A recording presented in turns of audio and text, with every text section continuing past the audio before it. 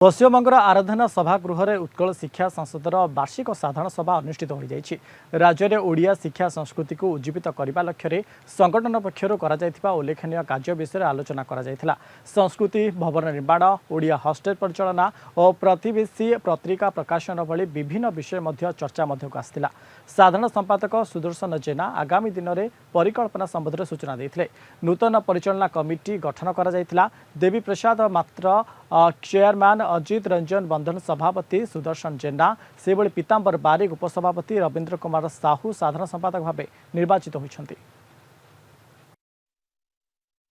जेटा आमर देखा पड़ो आसेट को केमी भल भाव आम रक्षणाबेक्षण करूँ, प्लस आसेट आउ बढ़ेबू, प्लस जो आसेट अच्छी गोटे शिक्षा संसद माने हॉस्टेल टाइप जो जिनस अच्छी मुझे जानली से जो छुआ मैंने रहीकि पढ़ापढ़ी कर मान टिके नागुर खराब अच्छे शुणी पार्टी से इमिडिएटली केमती रिपेयर हम, प्लस पढ़ापढ़ी आउ कौन व्यवस्था हो पार से इमिडिएटली ध्यान दिया हम। सदस्य मैंने मनोनीत कर उपसभापति पद को आम आज बहुत कुछ सिद्धांत नहीं आमर जो कलिकता दोटी बिल्डिंग अच्छी, गोटे हॉस्टेल ओडिशा हॉस्टेल आउ से हॉस्टेल जमीक बेसी संख्यार छात्र मान रखू तामें आज डिसीजन नहीं प्रॉपर्टी आम करूँ हॉस्टेल ढाकुरिया रे आउ सल्ट लेक सिटी सेंटर रे गोटे संसद भवन प्रॉपर्टी दाम बहुत बेसी आम टिके भड़ा भी पाऊँ से भड़ार जो इनकम आयटा हुए ताकू